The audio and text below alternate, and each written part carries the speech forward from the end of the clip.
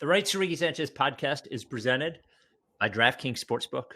Download their top-rated Sportsbook app and use the promo code RTRS when you sign up. And brought to you by Touchstone Electric Fireplaces. Get 15% off your order by going to zerodeadbirds.com and using promo code TTP.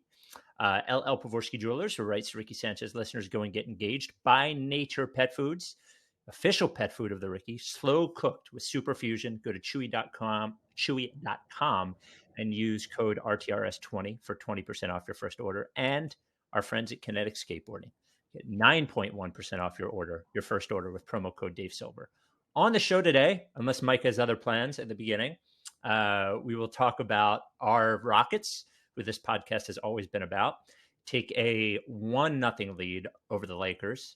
The Sixers are mentioned as a team who will be very interested in Chris Paul, which I'm sure will end great. We've got one of the most wow relationship advice questions I think ever. The top 50 moments the process went wrong, AU's article, and the mailbag has been outstanding. And now that we're in the off season, we can fully dive into it. Two things before we get going. First of all, a happy 40th birthday to Ricky listener Sean Wagner. Sean is from Philly, lives in Cincinnati now, which I cannot figure. I mean, I'm sure it's a wonderful place, but Philly to Cincinnati. Went to Widener. COVID has ruined any opportunity at a real 40th birthday party for Sean. So his wife, Michelle, who loves him very much, sent us a note and asked us to wish him a very happy 40th birthday. So happy 40th birthday, Sean. Birthday parties are overrated anyway. And also Bark in the Park, we're up to 26 team members and $2,600 raised. Our goal is 100 team members and $10,000 raised. We have 6 weeks to do it. If you raise $50, you get this amazing shirt that you can see right now. If you're on the YouTube, if you're listening, you can just go to rightstoRickySanchez.com. It's very easy. Support our wonderful charity who does wonderful work with animals. And remember, when you're donating to a charity like that, you're not just supporting the cause, but you're supporting the people who work there, who are doing things that are more meaningful than you and I are doing. Without any further ado, Amos and the Chef.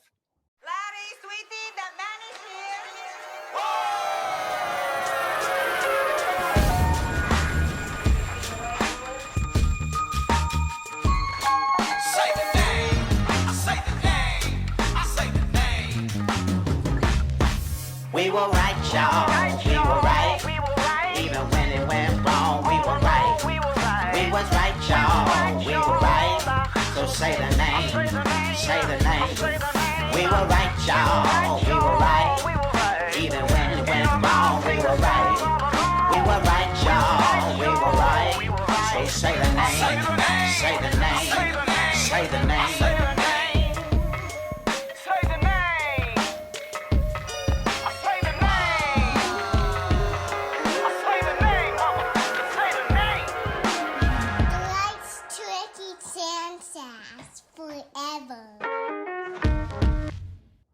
Welcome to the Rights to Ricky Sanchez podcast. I'm Spike Eskin, along with a guy whose home is clearly torn apart by the Lakers and Rockets series. That is Mike Levin. How's Larissa? We all need to know. Look, true to form for this podcast. Mm-hmm. The podcast that this is now ostensibly about, I am not rooting for that team. So wait, you're not rooting for the Rockets? No, I'm rooting for the Lakers. Oh, man. you are a fraud. You are. This is. Gotta do it. No, this is enormous. Absolutely, 100% loyalty. This is what a relationship is about. I can't give relationship advice at the end of this podcast if I don't stick to the true one. Look, I love Daryl. Well, friend you of the promised, pod. though. You promised. I love Cove. Just tough. And look, honestly, I can't identify with the Rockets. There's too much shooting. They play hard. This is disgraceful. They're on the cutting edge of something. The Lakers are clunky. They're weird. There's not any shooting at all. This feels more at home for me. Wow, this is disgraceful. This is really, after weeks of promising that the winner of the OKC Rockets series would be the focus of this podcast, you turn heel, not only to go against the Rockets, but the fucking Lakers of all teams. Wow. Gotta do what you gotta do, man. Wow, that is disgraceful. So this podcast will then be about the war between my Rockets and your Lakers, I guess, moving forward. I did earlier in the season place a bet on the Rockets to win the championship. So I will say I've done a good job of hedging in either direction. But yeah. What were the odds? Do you remember? I think you've said this before. Was it 7-1? Yeah, I think I got them at like 18 or something like that. Oh, really? Something like that. Yeah. Wow. I bet the Rockets, the Nuggets, and the Warriors before the season started because they had the best. They were all in like the 12 to 20 range. Okay. I think I got them at. Now that you feel like you've turned a corner, I feel like it's okay to read this Apple Podcast review because I've been waiting to read this, but it felt like it was hitting home too much. But now I wanted to read it. We're at what's the number? 2,735 star ratings. Leave us one on Apple Podcasts and a review. The subject line is really dark stuff. Some of the boldest writing I've ever encountered in a podcast. It started as a low ambition but moderately engaging sports pod, then grew into a quaint little variety show like Merv Griffin for hipsters. Lately, though, it's taken a really dark and sophisticated turn by flipping the cameras and showing us a descent into severe mental illness. It's just gut-wrenching to listen to it, even harder to watch the video. The camera is unblinking and showing this descent into total madness. And I'm not talking about some sentimental Dustin Hoffman Rain Man stuff, but something truly disturbing and real. A young man losing his mind in a dark, empty room while we're all complicit. No one's even trying to help him. This podcast is not for the weak-hearted, but trust me, you'll get a sense of suffering that's out there and how hard it is for some people to go on. You guys catch me right after a game. I don't want to make light of anything. I'm not in any immediate or long-term danger. Well, long-term probably. Yeah, that's actually true. Well, but look, the camera. I never wanted the camera. I've always been vocally anti-camera. I knew this would happen. Yeah, I knew it would happen. I need to be allowed to podcast without any clothes on. Yep. On the ground or wherever I needed to be to process my feelings. Total truth. You were never for the camera. That was definitely my effort. Before we get going, because I did want to talk about the Rockets-Lakers game and relate it back to the Sixers actually. But before we get going, a couple of reminders, some housekeeping. Number one, Scott O'Neill, who oversaw the Jerry Colangelo fiasco, Burnergate, and team collaboration, is still the CEO of the 76ers after overseeing all of those things. Gotta miss mask agnostic Adam Aaron. Yes. Former CEO. He just, all he wanted to do is like have some cool player intros, maybe set some things on fire. Like walk through the fucking, dressed like a Radio Shack employee, but like walk through the venue, shaking hands with regular people. Yeah, that's all. And have the banner drop of the Delaware 87ers name to like no or muted applause. It's really one of my favorite videos ever. We didn't know how good we had it. Little did he know he would be accidentally roasted years later by a city council person with the name 87ers. Just had no idea that would come. Yeah. Another reminder, since the year-end press conference in which neither of the owners, Josh Harrison or David Blitzer, appeared after the disgrace of a season, there has been no meaningful change in the front office. And just another reminder that those very same owners who are worth billions and billions of dollars are still looking to ruin Penn's Landing waterfront with a new sports arena that will be empty 3/4 of the year that they want the public to pay for. So just some quick reminders as we get going. Yeah. And Scott O'Neill has still not responded to my challenge to play him one-on-one. For CEO, for the job. You should play one-on-one. For the job? Wow. Yeah. What's the rest? Was it like loser leaves town match? Yes. Okay. Those are just our normal reminders. Also sign up for the newsletter at rightstoRickySanchez.com/newsletter. So I watching the Rockets and Lakers last night, aside from the fact that everyone on the Rockets can shoot and dribble.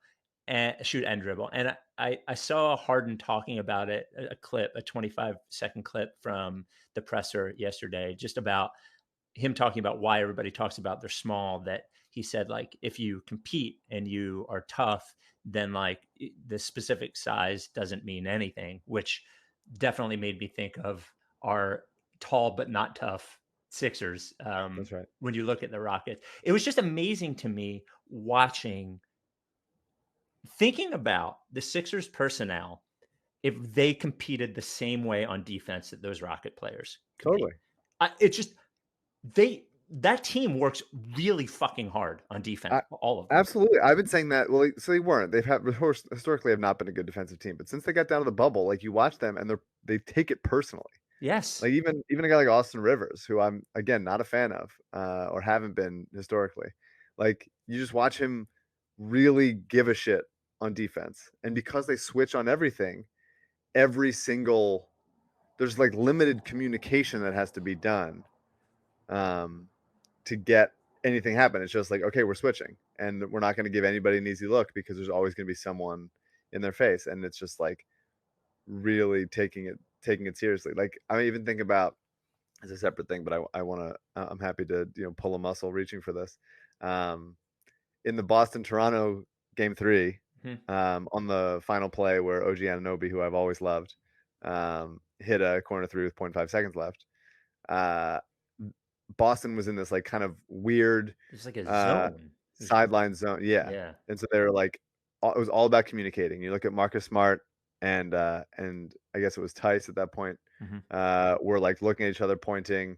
Jaylen Brown was communicating with them. Jason Tatum just kind of vaguely gestured to the right when OG switched to the other side. He was supposed to communicate to Jaylen, who was currently occupied with Pascal, that OG had switched to his side, but he kind of just like pointed generally in like a cool guy way. And so Jaylen never heard and never saw because he was bodying with Pascal, and that's how he was open. So like if they had switched on everything, not to say that out of bounds plays are the way to do it, but I just really wanted to bring up that Jason Tatum fuck up. Then it just makes things easier on the defense if they're willing to play one-on-one and take things personally. Yes. The communication and work is really what defense is. Communication and effort. Like those are the two things. And you watch the Rockets and like even watching when Harden is defending, like Anthony Davis is funny. Like people think that Anthony Davis was going to have some like sort of monster series. Every time he's in the post against almost any Rockets player, specifically Tucker or Harden, like I'm watching it. There was one time when Tucker forced him into a fadeaway jumper that it didn't even look like he settled for. It looked like he forced him into it. None of them are pushovers there. It's pretty impressive to watch that team. No, they're begging teams to post up on them. Yeah. They're like, please do it. Yeah. Because for the most part, and Embiid does it the most and is the most efficient, but for the most part in the league, it's not an efficient play. And they have guys that similar to, Toronto and a little bit Boston, they have guys that if you're passing out of the post, they're long enough and quick enough to anticipate where that ball's going and to sort of force turnovers that way. What I was watching, I've never been really a big AD fan. I've always thought he was pretty overrated. I agree. But I'm watching him and being like, face up, dude. Face up, one quick move, make him foul you. Yes, because you do have, that's where you can use that height advantage. Not with your back to them, but like if you take one dribble and raise up, like or two dribbles toward the basket and raise up, they're going to have to foul you. They have to foul you, or you're going to get a shot that they can't defend. Yeah, and it's just like, when you're starting from like 12 feet away or whatever, you face up. It's one hard dribble and you're there. One pivot to get to your spot. That's one jab step, whatever. It's weird. I think I was expecting that the Lakers watching this series would have to, because I've watched them all year, obviously. I was like, I don't see what JaVale and Dwight bring to this series. I feel like the Lakers can get their offensive rebounding advantage just by LeBron and AD. Like those two guys are the biggest guys on the court anyway. So it's not like they need a third bigger guy on the court at all times. And then you see what happens when Dwight or JaVale has to defend on the perimeter. It's like they're totally, neutered as to what their skills are. But statistically, I was wrong. They played better when one of those guys was on the court and AD was at 4. So it's an interesting thing. Like, who's going to blink first in a kind of way of like, obviously it's one game, so you don't want to overreact to it. But who's going to blink first as far as, all right, the Lakers play this way and the Rockets play this way. The Rockets will not blink. They will go down doing this thing. Yes, this And exact so thing. They have before, and they will again. exactly. And so and it's kind of weird in a similar like Budenholzer way. Like, they're going to go down doing the thing that they do. Um, the Rockets right now are not going down, so it makes them look smarter and better. Budenholzer down 3-0, different situation. Yeah, we'll get to Um, that in a second. yeah, so it's interesting. I'd be interested to see more of, like, does JaVale and Dwight is their shot blocking presence enough to like prevent those easy Harden layups at the rim? They hit a couple like floaters, which is weird. They don't usually do that. Like Jeff Green hit a couple floaters, Eric Gordon. And so it's interesting. It was like maybe that'll regress, but it's interesting because I really did think that they'd have to not play them, but they were better when they were on the court. So I don't know.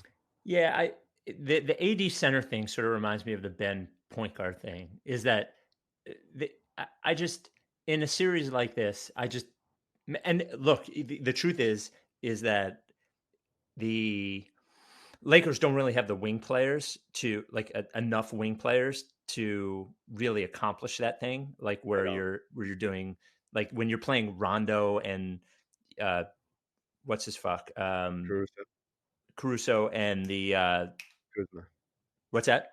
Kuzma, Not Kuzma, but the guard, the $20 million for 1 year clutch guard. KCP. Yes, when you're playing those guys, it's like or Dan.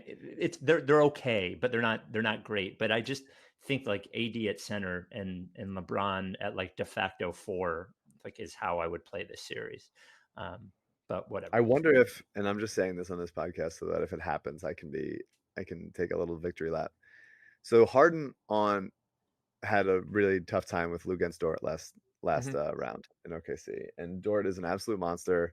He kind of combines like Zaire's stature, bowling ball style, with just like a Pat Beverly frenetic Mhm. energy to him.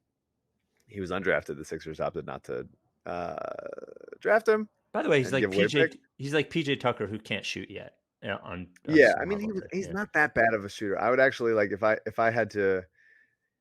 He did more in college. right. Like, he can do some scoring and getting to the rim and stuff in a way like he's not in a way that Matisse in college was kind of just like staying on the perimeter, swing the ball, shoot when it comes to him type of thing. Lugens Dort was like kind of the guy there, and so he has a little bit, as was PJ Tucker back in Texas. But so I believe in the ability to like be more than total deer in headlights for him. The shot needs to come, and it's just it comes inconsistently. But the thing I'm wondering for the Lakers is, like, if you're going to put a guy on Harden, they have a guy that is a rookie that is very unproven, that actually played with Shaq at Iowa State, named Talen Horton-Tucker. And he's really weird. He's got a similar weird vibe to Dort. But he's long and he's pretty physical, though he's lost some weight because he was kind of fat coming out of college. He transformed his body. And I wonder if they just say, like, just to throw different looks at Harden, let's see if Talen Horton-Tucker can, like, take a shot at him. I don't think that would happen in game 2 because that's a real, like, That's kind a of panic move. yes. But I wonder if it happened just because he's super long and can move his feet well. Be interesting. A couple of things, and I don't want to do the like Harden because that's not interesting. But I want to throw a couple of Rockets players at you, and I will tell you the player, and if they added them to the Sixers roster, how much better their chance at a championship would be percentage wise. Make sense? Sure. Eric Gordon. Well, that's one of the targets for a Horford trade, possibly, but I don't know that they're gonna want him. But But just I if would you say, added him to the roster, let's say you just yeah, added no, I him. know. Yeah. I think 30%, 40%. Wow. Wow. That's a big number. Yeah, Austin Rivers. 5%. Hmm. I'd split the difference on the two. Like I'd go like 10 for Rivers and like 16 for Gordon or something. I think Rivers the locker room would implode. Really? I Maybe he's calmed down, but like not a well liked guy for sure. Yeah, used to not be. I wonder how much of that has stuck around, but I don't know. Yeah, you're right. PJ Tucker. I love PJ. Yeah. If you just added him, Yes. I Let's say you 15, take off 15, Kyle O'Quinn, 15%. God forbid. 15%. 15%. Like I think he's great. It's just not the thing that like they need, Would help absolutely, but they're not lacking. If Ben's healthy, Matisse, Josh, Embiid, like he doesn't give you much offensively aside from like corner threes, which is nice, but Mhm. I don't he's not exactly what they need, but He would I would not fucking hate this team. PJ I Tucker. I think he would like transform it. Oh, you think? It's one of the two. He would either just die to get out of here. Like it feels like Josh Richardson is like, get me the fuck out of here. Maybe. Covington. Oh, come on. 75%. I have two more after this. Yeah, like all right, yeah, 35%. Daniel House. Love Dan House. Texas A&M. 20%. And Jeff Green. No. Before we get to the Bucks, and I do want to talk about the Bucks. First, I want to talk about By Nature Pet Food, the official pet food sponsor of the Ricky, making your pet basically healthier and happier. We got a great email for Greg at Colony Meadery, whose dog, who was the star of the Zoomathon, if you remember, Disraeli, which is a really cool name. Disraeli's had all sorts of health issues, and Greg figured he would give By Nature a try, and it has really worked for Disraeli. So Disraeli, now part of the Good Boy Club. We have the gallery up at rightstoRickySanchez.com. You get your pet, boy or girl, Good Boy Club, Good Girl Club, dog or cat. Send us the picture with the By Nature pet food. We'll put them up in the gallery. What is the difference with By Nature? Well, it's better for your pet because they make it with better ingredients and they cook it in a better way. And quite simply, they cook it slower, which means that more of the nutrient value is kept in the food. And your dog or cat who metabolizes food very quickly gets to get more of the nutrients. How is that not better, right? And then they use better ingredients like premium proteins and apple cider vinegar and spinach and blueberries and ginger and coconut oil. And all this stuff is really good for your dog or cat's immune system and skin and coat and heart and hip and joint health.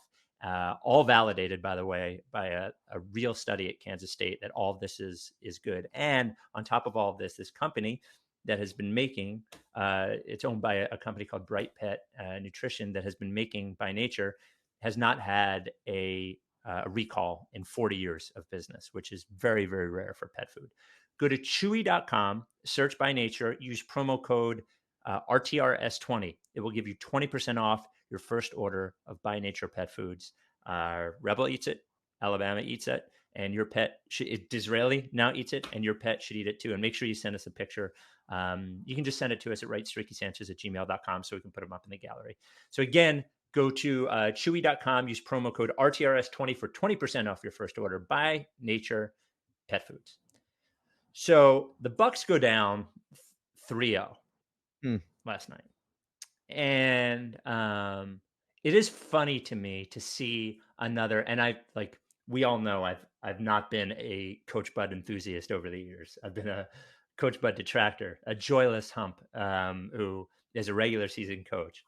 But it is funny to look at another team blaming something on the coach specifically that is about something bigger than the coach, because it's happened here for so many years. And there's so many people like, well, why is Giannis only playing 35 minutes and why is Middleton only playing 36 minutes? And for me, like I've watched a good portion of this series, like almost every single minute.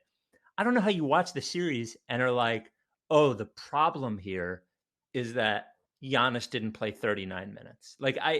Right? Like, isn't their problem that they don't have, very similar to the Sixers problem, that there's no elite player on the perimeter who can create offense in the playoffs, and the Heat do. Like that it seems like a really simple difference between the two teams to me is that one has created a system that works in the regular season, but when the defense is changed in the postseason, it doesn't work.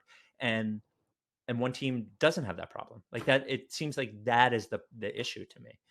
Yeah, I mean that's kind of why I've always been, for the past 2 years, like not scared of Milwaukee, because you look at them and you're like, if you can guard Giannis, the other guys don't scare you. Like they kind of never have. And the Sixers and also Miami and Bam have guys that can hang with Giannis. Like he's gonna get his, like he always did, even in the game that they won against the Sixers beat them. I think Giannis had like something in the 40s. Yeah, like But they won. 46 or something. Yeah, Yeah, but they won because it was like you just like, okay, if that's the focal point of your offense, there's just limited things he can do. Last night or 2 nights ago, he was what, 0 of 6 for 0 of 7 from 3. And Miami's just begging him to take those shots. I do think and he he has not shot well little, from the line either. right. I think he's like I do think 50%. he's a little injured. Like he seemed like he keeps rolling his ankle or something.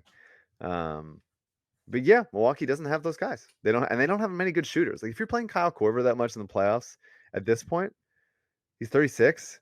Like you're in trouble. And so while they have guys that can hit shots, they don't have guys that like command gravity, like Dante DiVincenzo, Pat Connaughton, Marvin Williams. Like Chris Middleton's great, obviously, but he's not really flying around stuff. He kind of has a little bit of Tobias to him in that he's not ripping things off quick. Yeah. Even in like the mid range, he still likes to, take his time, see things through, and all that stuff. Don't think he can dunk. I don't think he can dunk. Sure, that's that's always the threshold for you. I've never been a Brogdon guy. Yeah. Like this is an embarrassing series from Milwaukee, and take it from someone who knows. Wait, embarrassing. You don't mean Brogdon. You mean sorry, Bledsoe. Bledsoe, yeah. I have been a Bledsoe. I was a Brogdon guy. I still am. And they let him go because they don't want to pay the luxury tax, and I think they just gave Bledsoe money first. I remember when the deal came out, it was like it's a pretty good deal though. It's like $14 million a year. Deal, but if he doesn't. But if they're not good, then like enjoy your good deal, like losing in the second or third round. Like you need to. It didn't seem like it just seemed immediately like you're paying the wrong guy. I totally agree, but let me throw in this because I totally agree. I wanted Brogdon here, and I think Brogdon makes them better. But still, and Brogdon, who's a really good player, a good pick and roll player, a good spot up shooter, all those things. Malcolm Brogdon also can't be your like all through the playoffs perimeter creator. I think he can be your third guy though. Right, I think he can be your third guy to Giannis and Chris. I agree, but I look at this team and I look at the Sixers and I think to myself, even if you have good guys, proper guys around them, I look at all the other teams in the league that I see as like championship threats, and I say to myself, like, do they have a perimeter guy who can shoot and create for himself and for other people when things get difficult? And really that's been the problem with the Rockets, is that their guy Harden has not excelled in the like later games and playoff rounds, I just like that seems to be the issue with both teams, is that how are you getting like a really fucking good, not just like Brogdon good, not just Middleton good, but like a really fucking like Jimmy good Butler good. Well, but it even sucks, him, dude. It sucks. It really sucks. Well, but it sucks. Even him, like I don't trust him I don't trust him to be the guy that does that. He would be like the very bottom of a guy who could be that guy and win a championship. Like it would be a stretch to me. Yeah, I mean Miami's just a really good team, and I was down on them most of the year, and then when they came into the bubble, it was just like, holy shit, they added some juice. Like Iguodala and Crowder makes them better. I think making Bam your starting center, it was always very bizarre that Myers Leonard was playing as much as he was, and so now Bam being the center and like everyone can shoot around Bam and Jimmy. Hero's good, and Dragic is hitting everything right now. Duncan Robinson is the best shooter I've ever seen. Like there are they just like they're obviously very well coached, um, and they just have a lot of shooters and passers and guys who commit to it. And I hate the heat culture stuff; it's bullshit. But Uh, they believe in themselves yeah. and believe in each other, and they're like the idea of just they're just swarming everywhere, like everywhere on both ends. Like I've never seen an offense like swarm like that. And then when things tighten up, Jimmy is good at doing what Jimmy does, which is playing at his pace and just religiously getting fouled. Like his ability to get fouled the past couple seasons has been insane. He's really really good. And when there's something about him that when it happened in Philly also, didn't really like to shoot off the catch, didn't shoot well from three, did not shoot well from three at all this year, shot like 28% on like 2 attempts, like really bad stuff. But for whatever reason, and I'm not this guy, but like in the guts of the game, he's Well, hitting shots, he's hitting threes. Like but he's pulling up and when they need a bucket, like he's getting it for them. And I but think that it's just a I'm really sorry. good situation. They look borderline unbeatable right now. It's crazy. Well, but to that point, he also like he had a few big misses in the last 2 minutes of the game, and that's not to Totally. slag Jimmy, but Oh, totally. at all. But to say like um, there is some realism. Like we talk sometimes about like Ben or Giannis, like being willing to take this shot and what it does to the defense or whatever. Like even if Jimmy is just below sub average on all of those things, like his ability to do them at all does put pressure on the Yeah, defense because he can do the other things. And I think that is the one thing that is there. totally. The thing with Giannis is that he just like he's obviously very, very good, and he will do things like sometimes he'll just put his head down, and he's too long and Mhm. physical and tough to stop that you can't. But he's also like he's not that good of a dribbler. Like No. the fact that he's 6'11" and like really long and not naturally like that, he's just not good. And so and he's like a good passer. He's made himself into a good passer. He gets like a ton of assists because all he has to do is kick it out a lot. But like that is he's just not the guy you want with the ball in his No. hands late in the game, and we've struggled with that with Embiid to some extent. We struggle with Simmons, of like when you have a guy who's not a ball handler handling the ball Mhm. in times when defenses are collapsing and really digging down for steals, and maybe the refs are letting him be a little bit more physical. Um, he's dribbling into traffic, spinning into traffic, doing the same thing Embiid does, and it's like you don't want that guy with the ball in his hands. And Jimmy, you do. Like I was thinking about it, and this is gonna get dark. This is gonna get dark. I should turn the lights off. Um, but like we've talked about it with Jimmy here and how it ended. Of like, well, okay, so him and Brett didn't like each other. Him and Ben didn't like each other. Right. Or didn't like playing with each other. I don't know if they didn't like each other. Whatever. Yeah. And Brett finally hands Jimmy the keys to run pick and roll in the playoffs, and it goes pretty well. Okay. It was okay. Um, Yeah. I say pretty well for not having run it the whole season, like not having been practicing. All of a sudden, it's like you're Yeah. doing something that you haven't done I anymore. mean, it was better than anything else they had. Like Yeah, when you watch that final Toronto game, like it was okay. yeah, I think it's interesting. Like he suffered a little bit from. I almost wish if they could have done this just by not trading for faults. But if they had acquired Jimmy without giving up Cove of And course. Dario, Yeah, like that's the team. totally. But I Yeah. also think honestly, like they basically decided, and we talked about it, and I think we agree with it at the time. They decided Ben over Jimmy, and I don't Mhm. think they even really gave it that much thought. No. Would be my guess. They were just like Ben is younger, he's our guy. Um, he's We. more invested here, blah blah blah. I don't think Brett really factored in. I think they just basically decided Ben Mhm. over Jimmy, and they never really like took a long like um, sort of clear-eyed, non-biased view of it. And by the way, we talked about with Zach, and Zach said like he would have had trouble making Zach Lowe. I mean, when he was on the pod, we talked about that exact thing, and he's like, well, Ben Simmons at the time is 23, and Jimmy is going on 30, and he's like, it would have been hard to make the Jimmy over Ben decision. Yeah, but I think ultimately that would have been the right decision. It's Oh. it's tough to say because Ben is a two-way stud, I think, and has a lot of room to grow, obviously. and he's so young. But you look at Embiid and Jimmy love each other. They love playing with each other. Building a championship team around Jimmy and Embiid and whatever you get for Ben, say For at the Ben. time it was like, Yeah. I don't know, Jamal Murray or whatever the fuck. Yeah. That's a really good team. And even Tobias, if you're even you could even overpay Tobias still and just have him be like a good locker room vocal guy between those guys. And then you hold on to JJ and it's like whoever you get from Ben, JJ, Jimmy, Tobias, Embiid, like that's really good. And I think that ultimately makes a lot more sense than a Ben and Embiid lineup would. I still believe in like certainly trying way more than the Sixers have to make a Ben and Embiid lineup work for a long time.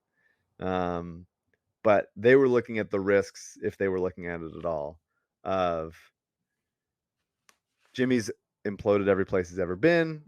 30, He's certainly a little older. He didn't look excellent in the regular season. How much of flipping the switch in the playoff was real? There's just kind of a bad taste. He's kind of demonstrative. It's just not going to work here. But the risks of how long Ben and Embiid can, if they were winning, if they were really winning, then the fact that they're not a perfect fit wouldn't matter that much. But when you lose, and everyone's talking about it with Giannis right now, like if they were winning, it wouldn't matter that he was playing 36 minutes in the playoffs and that they signed Bledsoe instead of Brogdon or whatever it is. But when you're losing, those things are way more in the spotlight. And while I still very much believe in a Ben and Embiid pairing working, if the front office does anything good to help that, it certainly would have made way more sense. And there's risks there that now obviously in hindsight, make it seem like the better option would have been selling relatively high on Ben. Obviously, young two-way superstars don't come along very often, ready for trade. See what they could have gotten with him, and built a Jimmy Embiid as two. Here's your guy that can handle the ball at the end of the game. They both play defense when it counts. Surround them with shooters, like you love to say. And it just seems to make more sense. And that bums me out to say, like I'm not pumped about that, but I think it's certainly the more simple path to having a contending level team. Whereas right now, especially after the Horford contract and the Tobias contract and Josh Richardson not working out, you look at it, you're like, man, we gotta get lucky in the draft, like late in the draft, or hope somebody takes on our flotsam.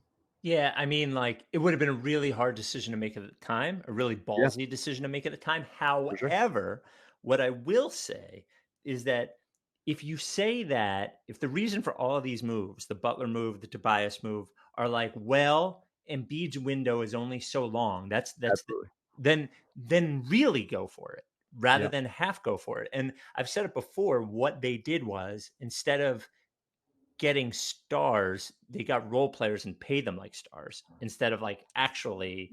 And that might have been the move. I do think that like hindsight does make that a lot clearer. And the fact that Ben improved in ways that are fine, but did not improve in ways that specifically make that pairing with him and Embiid more tenable, Right. definitely adds to it. So, yeah, I mean, they just need, they need him to be a real factor in the half court. he has to And be. that's pretty Yeah. obvious to say, and he sometimes isn't. And like even Draymond is not an excellent shooter. He's like sort of tailed off. He seems to be in his head about shooting, but like because he can screen and pass for two and then sometimes three of the best shooters of our generation, or ever, it makes that a lot easier. And he can just be sort of like the axis through which everything revolves. But Ben is just sort of making dump off passes to Embiid or dribble handoffs with whoever they get to put in there. It's just Would the he needs Sixers be better if they had Lou Dort instead of Ben Simmons? no, shut up. All right. Before we get to just an amazing Brian Colangelo relationship advice question, Our sponsor, Touchstone Electric Fireplaces. Touchstone is located right there in Exton, PA. You can look at the electric fireplaces at zerodeadbirds.com. Zerodeadbirds.com. An electric fireplace is a environmentally friendly, easier, like less smelly and less dead bird version of a real fireplace. That's right. And it is not expensive. Talk the Sideline series.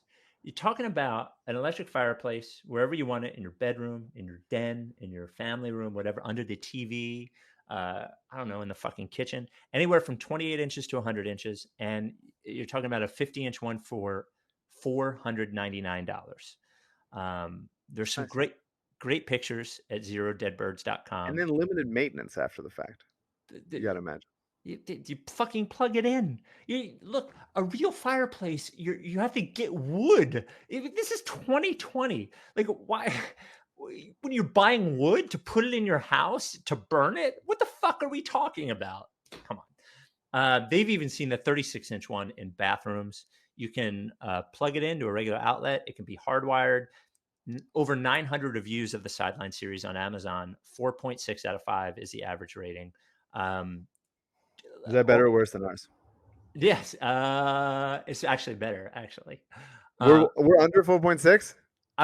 I mean, it doesn't give you an average on Apple, so it doesn't. No, I don't think it does. I think it only gives you half or full star. So I think we're probably right around there. It's similarly rated. The Flame, they have haters just like we do. Yes, I'm sure Touchstone is like, these guys actually hate fireplaces. I don't know why anybody listens to them. That's right. Look, you can use it with or without the heat. The Touchstone electric fireplace is different, like big flame, little flame, all that kind of stuff. Log display, make it look like a regular fireplace. Crystal display, make it look like you live in the future. Go to zerodeadbirds.com. Zerodeadbirds.com. It's a local company.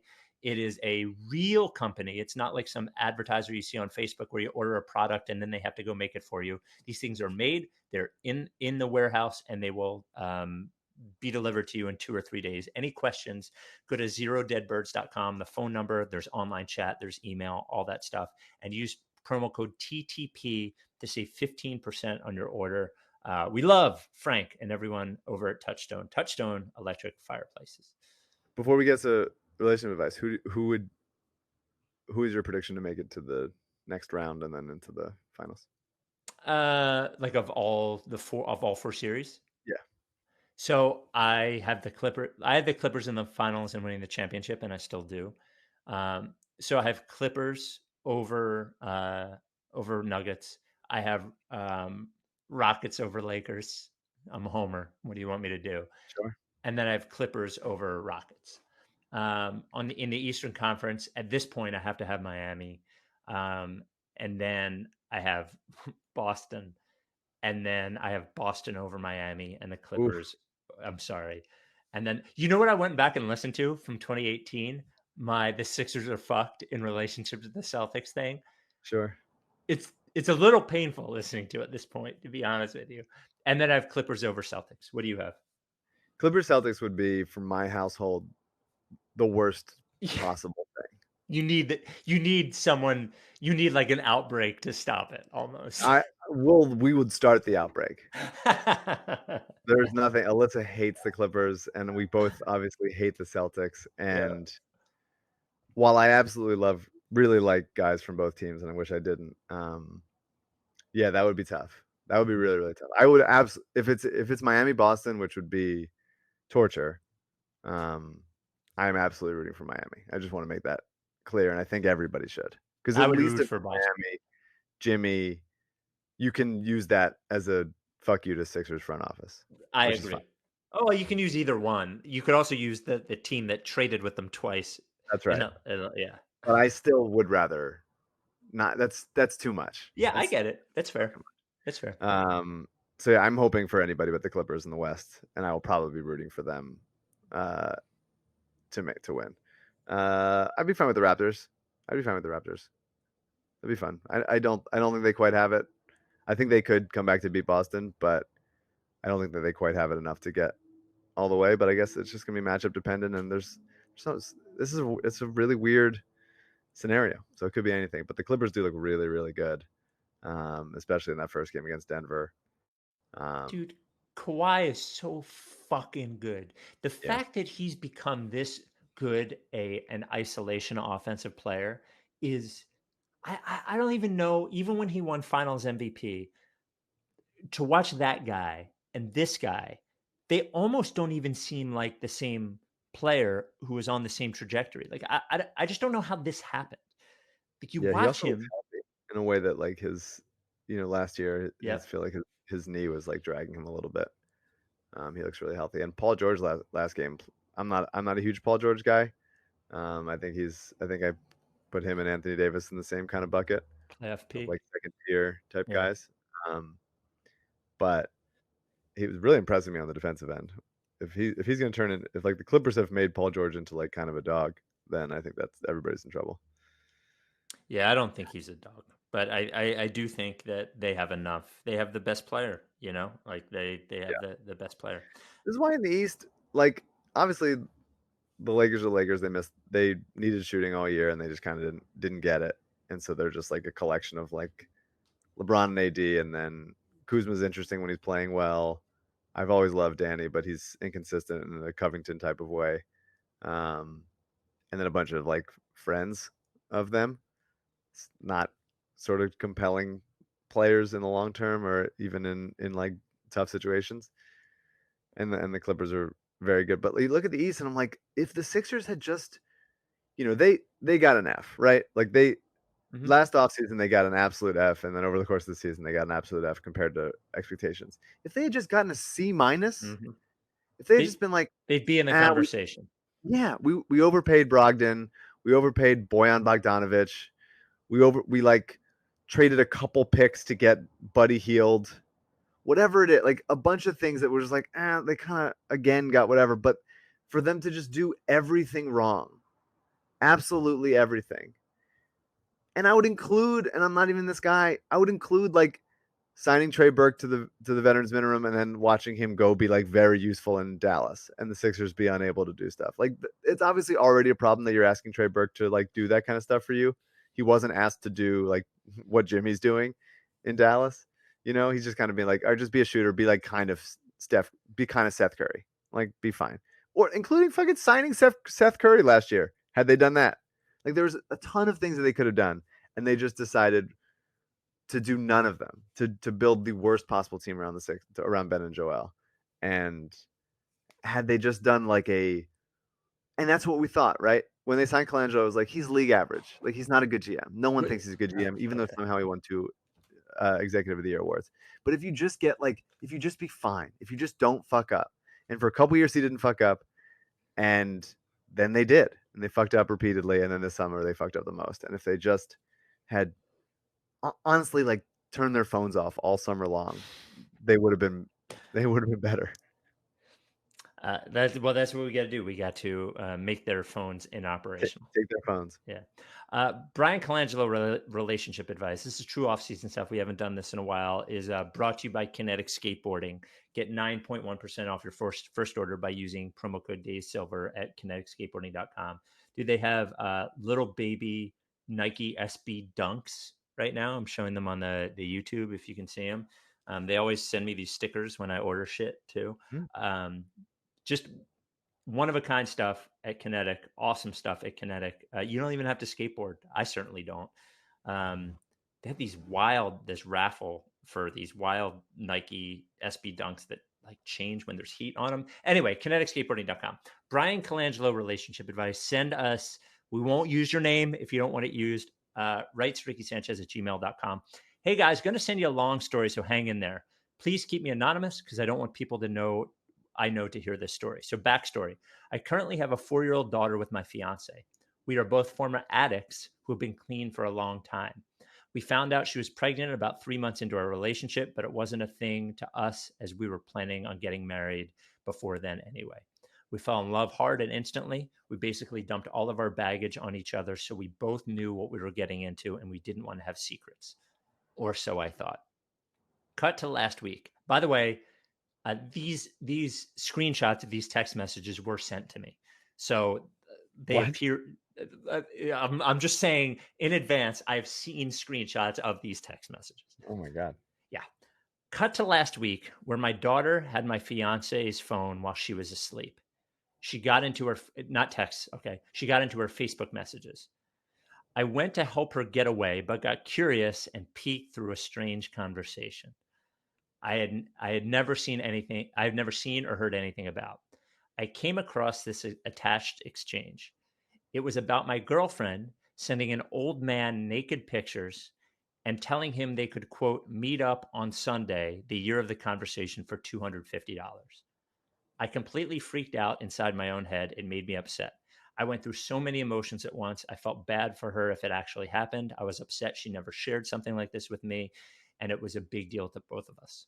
We specifically discussed if anything like this ever happened, and she gave me a very hard no. I started wondering if it ever happened before. I confronted her about it, telling her the full story and my feelings about it. She said, "So what if it happened? It was before I met you," followed by a denial that it ever happened. She reacted in such a strange way that I'm not sure if I believe her. My question to you is, should I even be worried about this? Should I let it die and not question it? How do I move past this and get it out of my head? Thanks, guys. Let me know any and all opinions, please. Whew. I know this is a lot. So this is hard because I'm not an addict and I don't have a history like this, and neither does my wife, as far as I know. From my perspective, from my like away perspective, I would say, well, if you knew you were both addicts and there was a possibility of shit like this happening in the past, whether she shared it with you or not, you sort of have to have in your head that it could have happened, and she wasn't going to go through every single solitary fucked up thing she did when she was an addict. And like, if you're willing to put that in the past, you have to be willing to put that in the past. But then there's the reality of actually seeing it, which is very tough. I think for me, at the end of it, like, if it is in the past and you're willing to acknowledge that it could have happened at one point, I think like whether she was honest with you about it or not is actually not the issue. I think the actual issue is you now having to look it in the eye. And if this is any fucking lesson, it's don't look at anybody's phone but your own. I think you just have to let it go. And I don't think the fact that she lied about something that happened then is indicative of her lying about anything now, to me. But that's what's in my head. I want to stress that this is above our pay grade. Way above our My pay grade. advice is generally I root for the Lakers. So this stuff, I would imagine that if you confronted her about it while this guy was, upset, which I get, that her first emotion or reaction was probably like shame, in fear that she would especially lose you. yeah, especially if it happened at like a tough time in her life, which I'm guessing it did. But ultimately, like, if you guys have told each other a lot of your shit, then you both have things that you've done that you regret.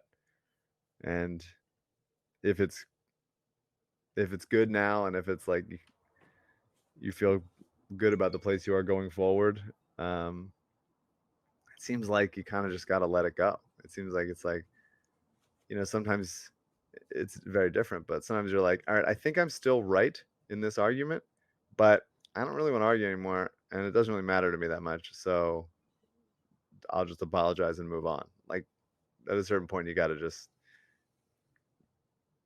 decide that that doesn't matter that much. And if she's lying to you, or she has more things that she's ashamed of, I bet so do you. Like, I mean, so do I. Like, everybody's done some version of like things that they regret. And even even when they say like, I'm telling you everything, like, they're probably not. No, how could everyone? Why would they? Holds back. Yeah. So yeah, I mean, it's tough. It's tough, and there's a lot of the like saw their phone type of thing that people run into. I tend to think like, that's like the gateway to the problem. That's to me, it's like if you're hiding shit on your phone, then like there's already something wrong. Yeah, You know, yeah. thinking back through the past and getting mad about that's, I guess, a different thing. But um, yeah, I mean, you just try to be open and honest about it as much as you can, and if trust that if you get the feeling that they're still not being quite honest with you, as long as it's something from the past and not like a current thing, just I guess kind of let them have the space to uh be, if they feel shame of it, then you like maybe they'll come clean about it later, but right now they just feel like embarrassed, and because that was a dark time in their life or whatever it was, I don't know, but They didn't even know you. You know, like I guess what I would say to your point is to the emailer, did you tell her everything? Like literally everything, you know? I like and if she had this is if you trusted her before you saw this, and if she had told you this when you guys were spilling everything and you would have been fine with it, then it's not worth losing sleep over. I don't think. You know, I think it's just seeing a face and seeing seeing the actual thing is tough sometimes. Before we get to the mailbag, I'm going to give you a choice of one of two things. One, a Chris Paul trade that somebody sent us, and the idea of looking at Chris. it, it's What's insane. that? The trade is insane. The trade? Yeah, there's no way the Thunder do this trade. Yeah, I don't think so either. But let me ask you this: or that, or to go over, because I want to get some mailbag questions. A couple of the 50 moments of the process that AU wrote. A couple that I hadn't thought about in a while to talk about those. Do you want to talk about Chris Paul or that stuff? This Chris Paul trade is nonsense. I think Forget about this trade. Think about the right. idea of Chris Paul and the Sixers, which is No, I very. mean, it appeals to me. It absolutely appeals to me. I have always had concern. I think I was texting with Sixers Adam about this. I always have concern that when the Sixers trade for somebody who's getting old, and it's like he hasn't dropped off yet, He's going to drop like off. that's the year it's gonna happen. Yeah. And maybe there's something about a change of scenery and getting into a new thing that like makes you feel older. I don't know. Maybe we'll see it with Brady and Tampa Bay. But it just seems like acquiring someone late in their career and expecting them to continue on that path, as we've seen from a lot of guys. Usually they're big guys, right? Mm-hmm. Chris Webber, Elton Brand, Al Horford. Like They're all here usually now. it doesn't happen. And so I'd be concerned about that. But I think that there's limited time there's limited options to make something work. If for some reason the Thunder really wanted to rebuild, I could and like tank basically and just hand the keys over to Shea and Baisley and just build around that with all their picks.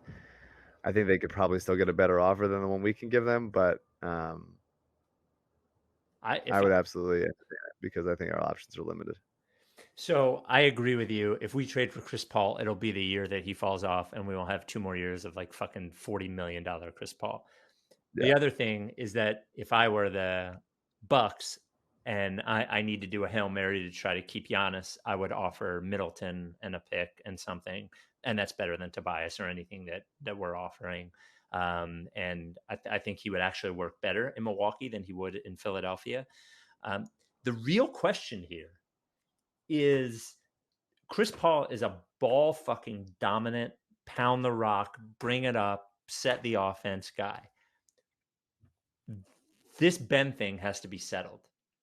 Like, you have to be sure that this guy is willing to come off the ball, not just partially, but almost completely.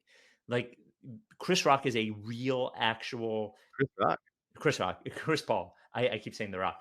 Chris Paul is a real, actual, legitimate, real point guard who is going to want to bring the ball up and get the team into their offense. Now, they split duties with him and James Harden, but that's splitting duties with James Harden, maybe one of the 3 best offensive players who ever played in the NBA. And also Chris Paul hated it. Yes, and he hated it.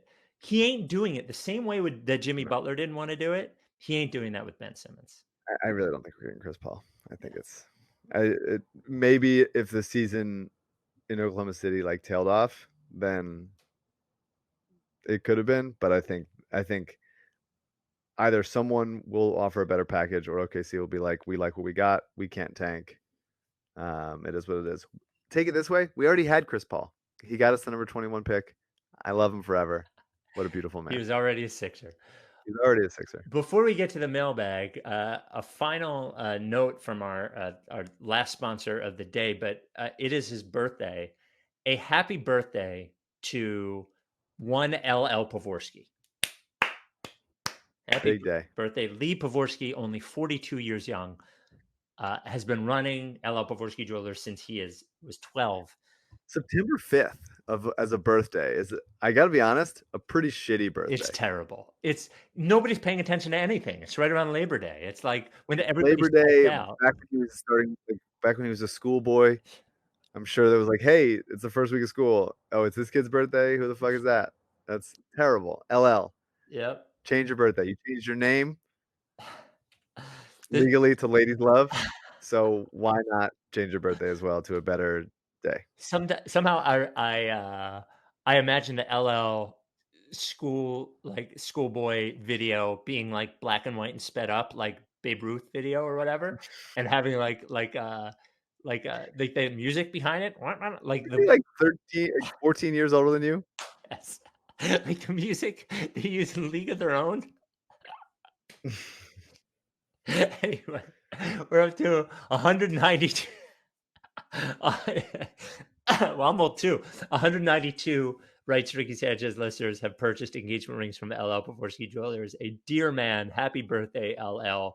A person very close to the pod recently purchased an engagement ring. Not engagement ring, an anniversary gift from LL. And then Turtle, who I work with at 94 WIP, got his wedding bands for he and his fiance from LL Pavorsky Jewelers. Everybody's super happy. The person who purchased a anniversary present also got in the mail a autographed Mike Scott poster from LL. So this is what you're dealing with. Just the best fucking dude in the world. Make an appointment to go in or shoot him a note so you can do an online consultation.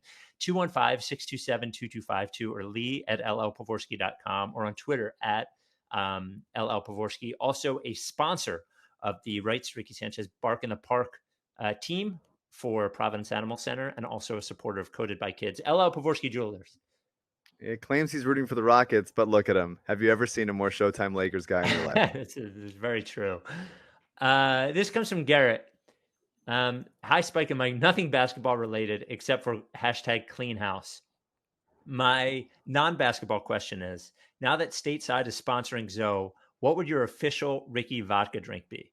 Mine is Tom Collars with 3 ounces of Stateside vodka, 1 ice cube, 1 lemon zest shaped like a shirt collar wrapped around the rim of a rocks glass. The official drink of nepotism. Do you have a favorite vodka selection or no? Yeah, I'm a martini guy. Oh, really? That's turned me into a martini guy over the past few years, for sure. Every time I try a martini, I'm like, I'd rather just have just vodka than a martini. I'm not a big martini guy. Love a martini, a couple olives, cold. It's got to be like really cold to make it feel the best. Yeah, and like a martini at a steakhouse. Honestly, one of the things I miss the most about being in quarantine is just like getting a really nice, like professionally made martini. Mine has been a favorite. I've always been a vodka water or vodka soda with a lime guy. Eddie at Stateside told me he calls vodka water with lime agua de fiesta, and that's what it is for me. So Stateside water, a big old rock and lime. And then I would like to hear if Tommy from down the shore and Tony like vodka and pretzel water. Yes, a vodka and pretzel water sounds amazing. I think we're getting close to due for an appearance from those two, actually. Sure. A long off season ahead of us. Yep. An unknown amount of time. Yep. Garrett's basketball question. Spike, ever since you revealed your weight loss strategy of eating the same exact thing every day, I have not stopped thinking about your pumpkin oatmeal breakfast. is it the inside guts of the pumpkin sprinkled in pumpkin seeds, the rind, pumpkin pie filling? Do you buy a fresh pumpkin every week? I'm constantly perplexed. Thanks for your great charity work as always. So That's a good basketball question. yeah, very good basketball question. So I don't eat this anymore, but it used to be oatmeal, banana, sugar-free syrup, and pumpkin and some cinnamon. And peanut butter, natural peanut butter. The pumpkin it was canned pumpkin, canned natural pumpkin. So the sort of stuff you would use for pumpkin pie filling, I would microwave it, mix it up, and then put it in the oven for like 10 minutes so it would crisp up top. So there you go. From Brian. Hi, Spike and Mike, longtime listener, fourth or fifth time emailer. I don't know how to phrase this as a question, so really just my 2 cents. The front office's collaborative structure problem is a red herring. By repeatedly treating it as the boogeyman, it has opened the door for ownership to pretend they've shaken up the front office without firing a single person, effectively saying we've fired the collaborative structure. That was the real problem. What do you think? I mean, if no one is fired, Yep. then we need to fire ourselves. Yes. I agree with you. It's a shocking. Look, I get things taking time. We waited for we waited not that patiently for things to run its course after Burnergate, and it happened. But I think in the glow of waiting of Brian getting fired and them not being a total national embarrassment anymore, I think we allowed things to stay the same and didn't question enough the idea of we like what we have here, because they shouldn't have. No. They straight up should not have liked what they had, and now they're, even after this, they still have not gotten rid of it. So I'm hopeful that some heads roll. But I need to see it. I need to see it for sure. And I also would really prefer it to be Scott. I'd prefer it to be everybody in the organization except for Elton. I'd be fine with it. Yeah. Scott, Alex, Ned, gotta go. But without Scott, I don't think Elton will ever truly have control. And let me say this. Like Elton as a guy, think he's smart, think there's a possibility that he will be good at it. It is still it is still absurd that their default was like, well, let this guy who didn't know what he was doing be over everything. Right. But I've accepted that as a reality. Elton is not going anywhere. So it's got to be everybody else. Do you think they are waiting to see if Houston gets eliminated and Daryl gets fired? Daryl won't get fired, but I think it is possible that Daryl Morey has wanted to leave there for a couple of years. And I think obviously that weird China thing that happened, like, has probably exacerbated that. I think that is possible. I also think, and this was, why do you think he wanted to leave? I don't agree with that, actually. I don't. Maybe the China thing made it weird, but like, I mean, he has a superstar in James Harden. I've heard things. He has autonomy to. He doesn't have autonomy. Make the offense the way he wants it to be, and build it out that way. It seems like as good of a kind of situation, aside from recently and the ownership being, a total jackass. I don't know. I had heard some things. And then also, I think it's actually possible if they were to really fucking go balls to the wall and offer the guy like an ownership stake, like at least like a small ownership stake, 3 to 5%, sure, and give him, I'm thinking of somebody else along with Morey. The other person is Masai Ujiri is like gettable. And if they were to really fucking say, here's 3% of the team, you're also in charge of all of HBSC, and like, I think Masai Ujiri is gettable too. But this will cost them a lot of money, because there have been whispers about him like wanting to get out of Toronto to a more legitimate market with more power for a while now. But I think it will take like a Godfather offer. And are they willing, now they're paying Brett Brown $10 million to do nothing, are they willing to give up part of the team for something like that? And the answer is no. They're clearly not. It's just, and Brian's second question or comment, People are being way too generous to Elton. I don't blame him for accepting the job he was offered, obviously, but he is terrible at it. Why are people peppering their criticism with things like he could be an asset to a front office with better support system?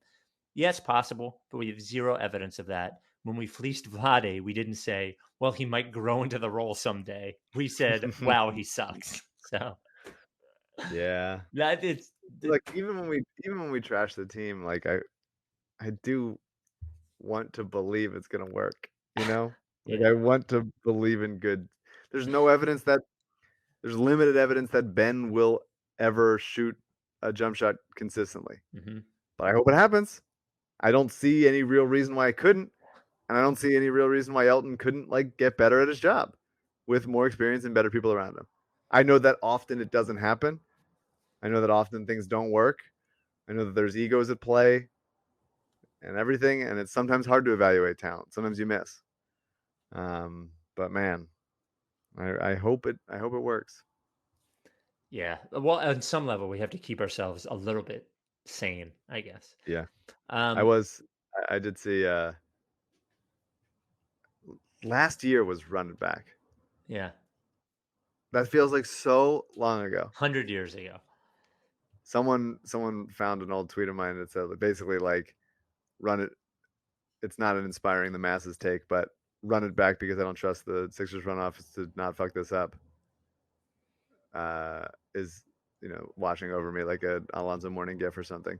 And it's like, yeah, that was last year. And here we are. Fuck. Yeah. Bad scene. A couple more.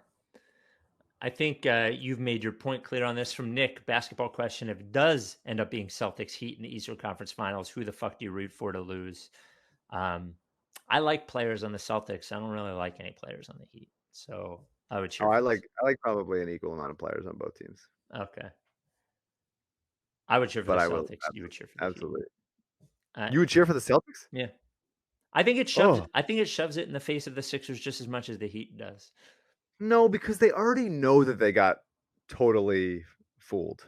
You know? I think our like, man, I'll tell you, you go back and you listen to those podcasts after we lost. No, I don't want to do it.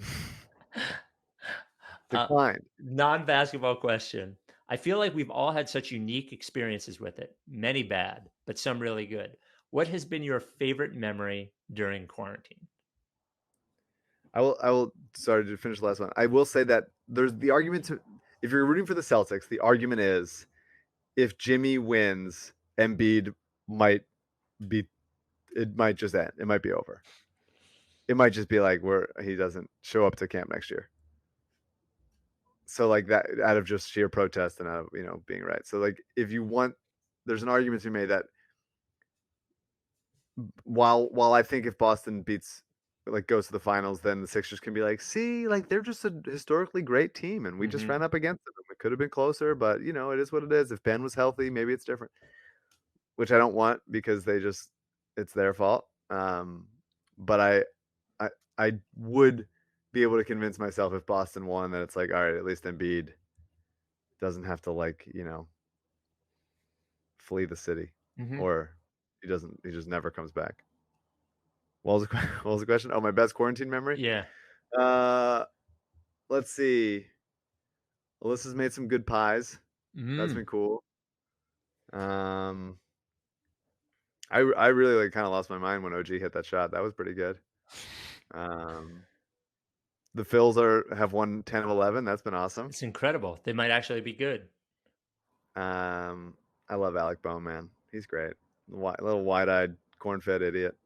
What a beautiful boy. Real baseball player. Real baseball player, yeah. Other memories. I've read a couple books. It sucked. It sucked. This sucks. This is awful. Why are we doing this? It's like just a failure of government on every single level, and then just like an indictment on the country and the people in it. Like this absolutely sucks. It is insane that we're still here. And looking around the world, the other places are like resuming some level of normal life, or have been for a long time, and we're just like, no, it's everywhere, and people are dying all the time. 1,000 people dying a day. It's awful. Was It's awful and embarrassment, and like was I'm not a libertarian. Like that's pretty clear. But like the idea of like even if you are, the idea of government is like, all right, well, be small government for like the bad stuff, and you guys just handle that. And they fucking fucked this up so bad, well, but all over. we don't And have a it's just libertarian government like no, I know, yeah. but the libertarians align more with Republicans generally. Yeah, Um, sort of. and it's just like this is insane, like so bad, Liber, so bad, liber, awful. What an awful time to be alive. Libertarians are the meeting point between the extremist Republicans and Democrats. Actually, like they sort of align with like Republicans, but not really. Not certainly not anymore. Well, the government's bad at everything. Like they're not good at anything. Like nothing that involves any of our money. Like they seem to be bad at everything. But who's good? Nobody. Nobody. Well, you know what it is? What is like big business is good? No, I no, don't no, no. I don't want to get into that. But like I think people are good. Like we have a really like sort of what's the word I'm looking for? Like like we're not anything. Like people are like people that hate capitalism. Like we're not like regular capitalists. We're not like we don't like conform to the rules of any one of those socialist or capitalist. Like it's a little bit of everything, and everybody's bad at everything. And the worst part of it, to me, in my opinion, is that the politicians in charge, are only focused on keeping their own jobs and keeping everyone divided. And I actually truly believe that everybody, like most people, like I refuse to believe, regardless of what your political ideology is, that half the country is fucking bad. Like I just don't believe it at all. And I believe that most people are good. Most people want their family to be happy. Most people want their family to be healthy. Most people want a secure home with like food and all of these things. And like I believe that politicians have led people to a place where they think that the other half of the country does not believe that they should have that. And I think it's like toxic. I don't know what the answer is. I really don't. My best memory of quarantine is like we take more walks with my wife and my dog, and I'm glad that we do.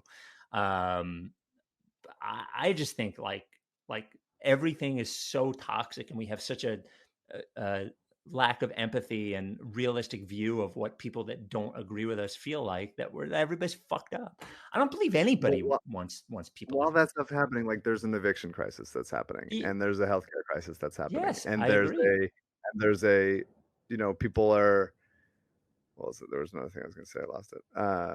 It's just really like in LA right now, homelessness, and it's like another heat wave, and so I'm donating, and people are donating to like folks that are helping them just like get cold water because like they've been kind of abandoned.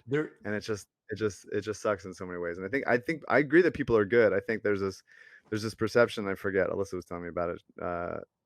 There's this perception where like in bad times, the like apocalyptic type times, it's going to descend into Mad Max. And it's just like really people just like want to help each other I agree. on a human level. Yes. But there is like, the political system is out for their own self-interest. I think it's very clear that one political system is better than the other, if not very frustrating at times. And I would ask everyone to be registered to vote, and early vote, and help become a poll worker if you can. It's a scary time, man. It's a really scary time, and a lot of people are hurting. And so I send out, especially if you guys are like getting caught up in the eviction crap, I really send a lot of love to you guys to, And even I agree. But even the eviction thing is complicated, right? Because like, okay, people don't get evicted. That's I agree. I don't want them to get evicted because of this either. But the people that own those buildings also owe mortgages. And not everybody who owns a fucking apartment building is super rich or owns 3-row houses that they rent out. Well, then they should be subsidize them. Well, and let right. But then where like it's I don't want to I don't want to do it forever. I know, but it can't be, the answer the answer cannot be, well, let's kick people out, let them go on the street. I agree. Like that cannot be and that's what it has been for too long. I agree that that's not what it can be, but it will take a more like a less combative, more meeting of the minds type of like our parties are so busy trying to like sneak in other wins rather than like having actual conversations about how we can fix these things, that like we end up in this place where nobody gets anything. And I think it sucks. While it is both sides, it's not equally both sides. I don't want to. But it's straight up not like. But I don't think there are two sides. Like I don't believe that there are two sides. Like I don't believe that that's a real thing. I believe it is a construct of media and politicians. I don't believe that they're two sides. We had Helen Jim on earlier this week, and she was great, and she was very full-throated and clear-eyed about what needs to be done in a bunch of ways. And I could have asked her like a billion questions because she's really interesting, and she has a lot of really strong opinions, and it's like that cut through the bullshit that so many people have and have been fed and stuff.